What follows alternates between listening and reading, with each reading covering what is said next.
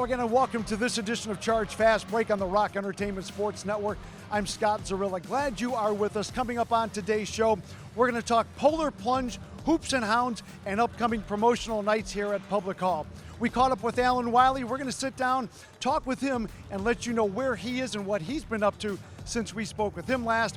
We're also going to go one-on-one with the man that brings Charge games to life here at Public Hall, Sean Beckwith. But before that, as always, we like to start the show telling you everything you need to know about the Charge on the court, as well as everything going on around the NBA G League. We'll begin with Naquan Tomlin and a career-high 37 points while adding 11 rebounds, 4 block shots for his 9th double-double versus Westchester. Ferran Hunt then added a career-high 33 points versus Westchester in Game 2 against the Knicks. How about Luke Travers? He recorded triple-double number 2 with 25 points, a career-high 18 rebounds, and 10 assists during a Charge 130-116 win at 9:05. Now in that game, 4 Charge players had 20-plus points, including Imani Bates with a career-high 33 points with 6 3-balls. Naquan Tomlin had 29, the Travers 25, and Ferran Hunt added 20 in that 14-point win. Travers then added a double-double number 4 versus Birmingham with 17 points and 14 rebounds, while Hunt added double-double number 15 with 14 points and 12 boards. And in other great news for Naquan Tomlin, he received a 10-day contract with the Cavaliers for the first call-up of the Charge this season for averaging 15.7 points and 7 rebounds in 35 games with the Charge. Now in the 5 games prior to the call-up, Naquan was averaging 24.6 points, 8 rebounds on 55% shooting from the field, 38% from 3, and 2.2 block shots per game. Congratulations, Naquan.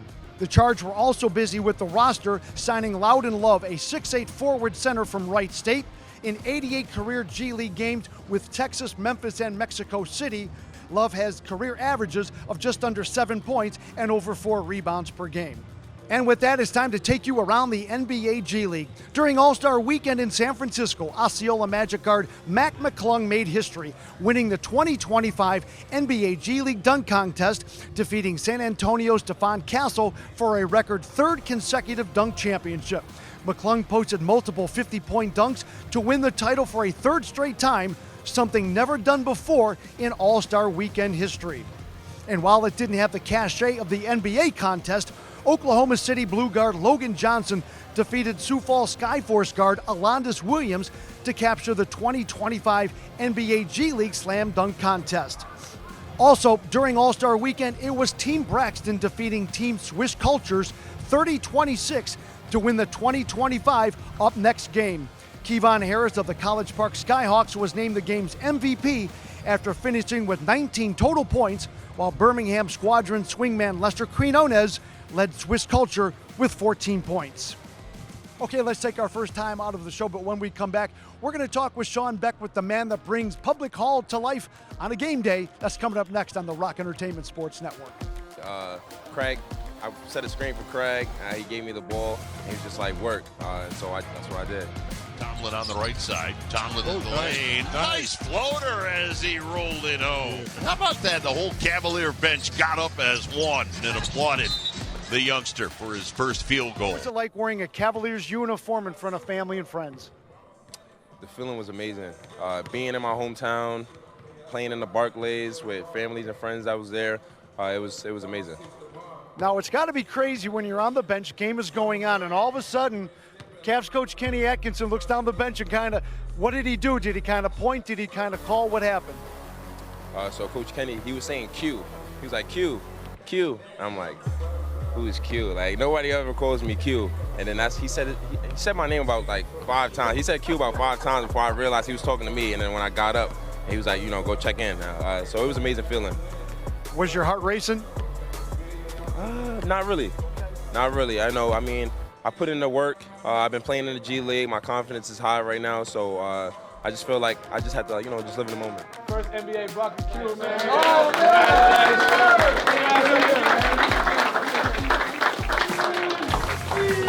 We're going to get the ball. Speed. You got to talk. Speed. We got to bring it in, though. You got to bring it in. We're going to get the ball. On 3, though. All right, together on 3. 1, 2, 3. Together.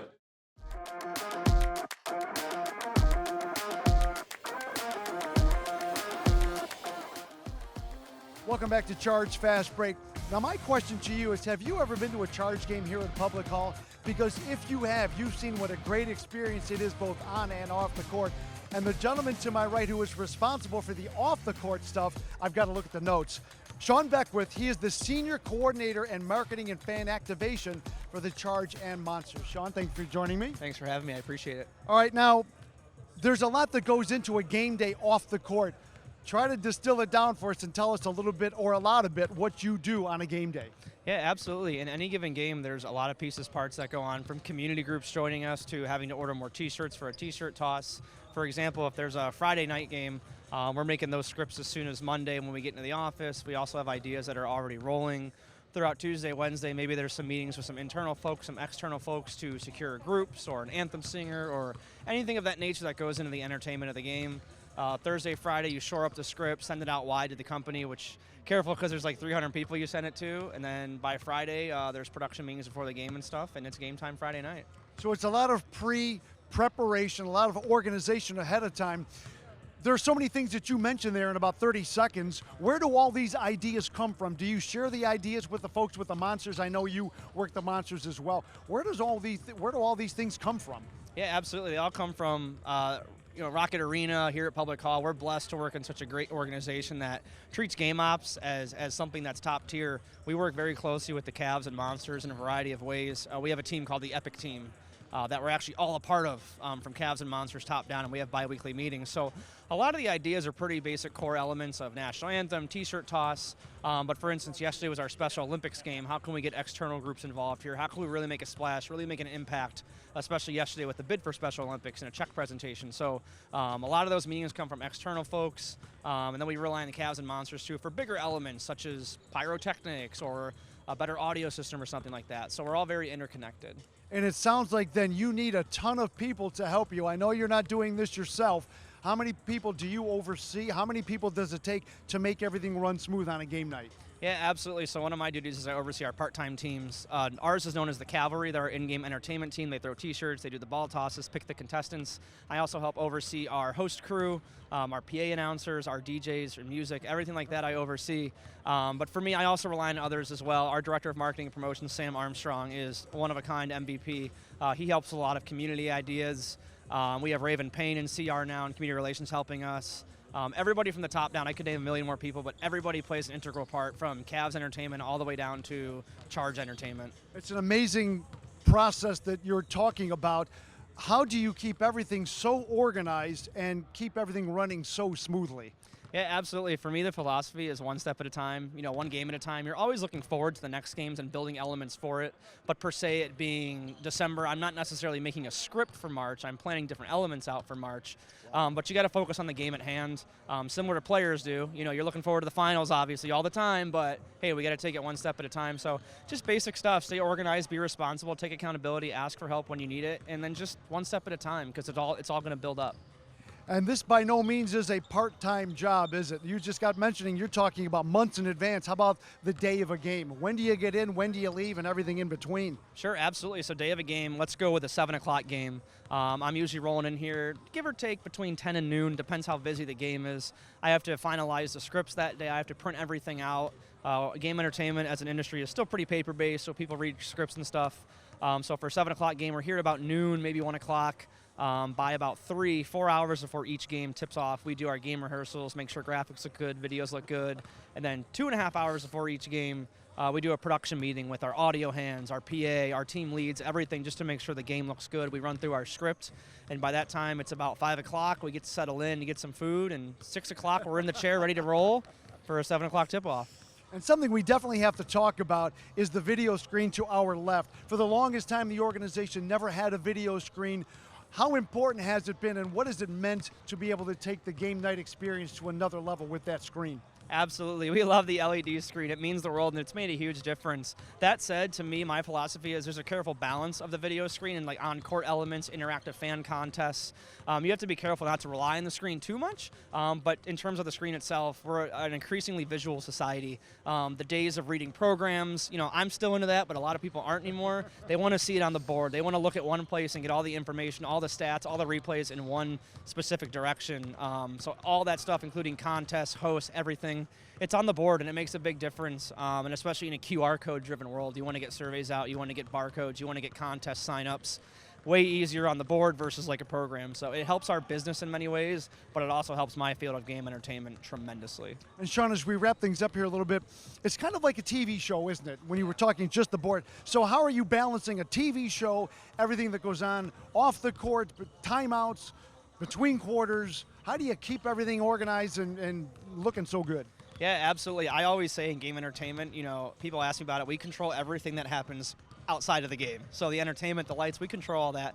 And like I said earlier, it relates to just taking it one step at a time. Challenges will come up, things will come up, technology breaks in any sports team, any arena, things happen. So it's all about just taking it one step at a time. So you talk about keeping organized, that's important, but as long as your papers are in front of you, I got great people with me like our PA announcer, our music director, they help me keep organized too. So we take it one step at a time. As challenges arise, we get through them and get through it. And just like anything else, quarter one, quarter two, halftime, quarter three, quarter four, let's take it one step at a time, and we'll plan as much as we can. But in game ops, we say you can only control what you can control, and that's what we do. Well, folks, there you have it. Next time you come down to a Charge game here at Public Hall, everything that goes on around you, look over at this guy right here on this seat right here. He's the guy making sure everything works great. Sean, thank you for the time. Keep up the good work, my friend. That is Sean Beckwith. We need to take a time out here on Charge Fast Break. When we come back, we've got more on the Rock Entertainment Sports Network.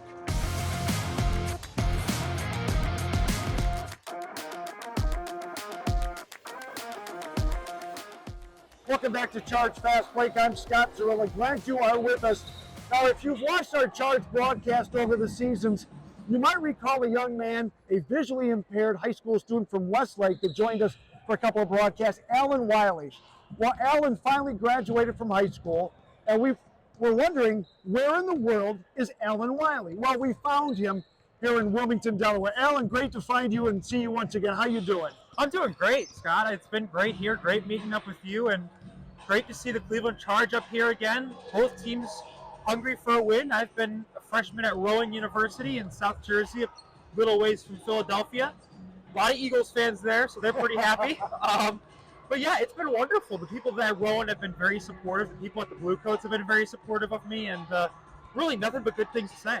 What are you majoring in here at Rowan? I'm majoring in sports communication and media. It's part of the communications department, and I hope to graduate in 2028. Okay, now, when you were with us last on the air, you had a lot of different choices to further your education in college. Why did you choose Rowan University to become a prof? I chose Rowan because it felt the most like home to me. It felt like, they really wanted me. They really felt like they were just great people there. They welcomed me from the moment I stepped on campus on my first visit. And the professor who we'll get to later, Neil Hartman, works there. I went to a couple of his summer camps for broadcasting, so he's never really lost touch with us and our family. So it was really a big family decision, and we decided that was my best place. It felt like home. That's fantastic, and it's not really too far from home, really, when you think about it in the grand scheme of things. No. Now, you also, when we got to meet you to begin with, you've always been such a champion for the visually impaired. Have you been able to continue your efforts to bring visually impaired folks to another level that they maybe never thought they could reach? Yeah, definitely. I think that, doing all these interviews with all the media's personalities, I think it puts our community on the spotlight a bit. It kind of shows you that, hey, we may have a quote-unquote disability, but we can still do a really good job in this society, and we can still carve out a nice job in society. And we're going to show you, I can show you what we all can do. I really want to represent them, and just whatever I can do to do that. It's just been wonderful. Yeah, it's been great. And you mentioned about some of the media grabbing hold of your story. Yes. ABC Good Morning America, CBS with Steve Hartman. I mean, that's fantastic. How did those come about, and how exciting were those to not only be a part of, but be able to share your story? So the ABC came about, I did a little interview with them in senior year with Danny New, who I've gotten to know very well. He's a reporter there, big college football fan like myself. And he kind of introduced me to kind of the public through that, through the first, third, senior year. And then last year, at the start of the freshman year, he's kind of like, he wanted to do a follow-up story on me. And so myself and Professor Hartman, Neil Hartman, kind of set up an interview time, and we just kind of did a catch-up story of where I've been, where, what progress I've made and where I want to go from college. And that really took off. And then Steve Hartman, they contacted Neil first. Neil's kind of like my PR guy. So, yes, he's done a great job. And he's like, would you like to be on CBS? And I'm like, yes, absolutely. Yeah. And to be there with so many people getting the story with a guy that Steve Hartman, who's very well known and very well liked in the national public eye, it was more than I really could have asked for. Well, that's fantastic, Alan. Now, you mentioned Neil Hartman a couple of times, somewhat as an influencer for you. Give us a little bit more. How has he really directly helped you in not only get acclimated in the collegiate life, which is hard enough for anybody, right, but for what you're trying to do and what you are doing? So Neil has been very helpful for me. He's helped me get auditions. He helped me get an audition for the Delaware Bluecoats, which is why I'm here today. Yep. He helped me secure some stuff from Rowan University to kind of help cut costs for my family and I. And he's just helped to make sure that I'm okay. He'll just ask every now and again, how are things going? And just little stuff like that really goes a long way.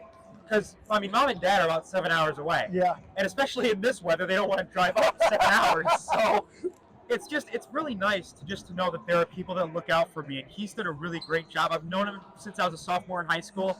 He's been able to give me some feedback on how my broadcasts have gone from high school till now. And each one of his advice has been followed. I kind of follow it to the letter. He's done a great job. And that's a great lead into my next question. How do you feel you've become as a broadcaster over the years? Because you were better the second broadcast with myself than the first, yeah. And now with all this extra experience, how do you feel you are as a broadcaster today? I think I've done well, but I think there's obviously room to improve. I think that nobody's perfect. Everyone makes mistakes, but I try to improve from game to game. Mm-hmm. And I want to make the people feel like they're at the game with me. And when I do the broadcast, I want to be as descriptive as I possibly can and as energetic as I possibly can, where even if it's a blowout, I still want to keep people entertained. I still want to keep people interested. Well, Alan, family, you mentioned about 7 hours away, which is a little bit of a run, but this is going to air back home. Yes. What would you like to say to your family and friends that are going to be watching this? Yes, I love you guys. Thanks for your support, and go blue. And go green too, right? Yeah. Well, Alan, it was great to see you as always. Best of luck moving forward. Thank you so much for the time. We're all very proud of you. And again, we look forward to seeing you just continue in your career to blossom going forward. Thank you. All right. That is Alan Wiley. We need to take a time out here on Charge Fast Break. When we come back, we're going to talk more about the Charge off the court. Coming up next on the Rock Entertainment Sports Network. Time for 5 fast wins with Jules Bernard. Jules, are you ready? Yes, I am ready. All right. What's your favorite video game? Favorite video game? Call of Duty. Well, you said that with conviction. Mm-hmm. How about this one? Barbecue or sour cream chips? Barbecue. Barbecue. Yeah. Okay, I all right. go Took that was a a tough one, but. Would you ever travel to space? You know what's crazy? I was just talking to someone about this, and no, I would not. All that to say no? Yeah, I was waiting for this great. I would love to go to space. And No, I would not. Okay. Yeah. All right. Favorite holiday? My favorite holiday, hands down, Christmas time. All right. Last one. What is your favorite or your go-to pregame meal? My go-to pregame meal has to have protein, either chicken or steak, and rice. Simple guy.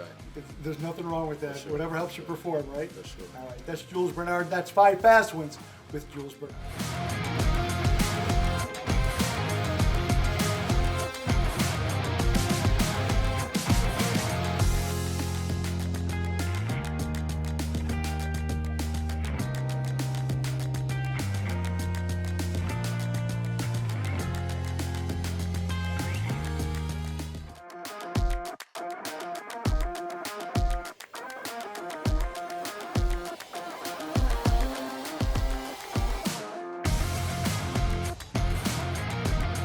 Wrapping things up on this edition of Charge Fast Break. Well, the ever-popular Polar Plunge took place recently downtown, and our cameras were right there. Let's take a look.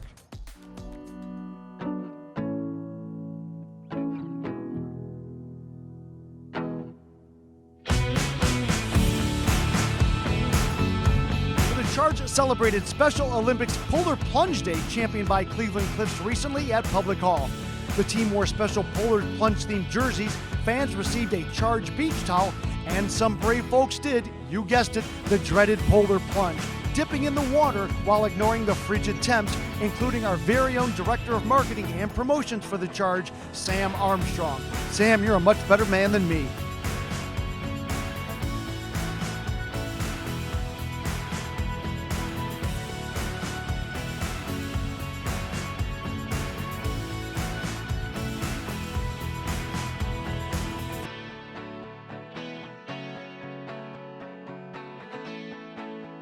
Now, some other upcoming promotional nights you'll want to be a part of include our March 7th game versus the Maine Celtics, as it's Salute to Service Night presented by Ohio Cat, as we'll pay tribute to current and past military members throughout the evening, with the first 1,500 fans receiving an Imani Bates bobblehead. The very next night, March the 8th, it's our Women's History Celebration, with the first 1,500 fans receiving Charge trading cards presented by Bomber Breaks. Well, that's going to do it for this edition of Charge Fast Break. If you want tickets for those nights I just spoke about, be sure to go to clevelandcharge.com. I'm Scott Zurilla for this edition of Charge Fast Break. We'll see you next time right here on the Rock Entertainment Sports Network.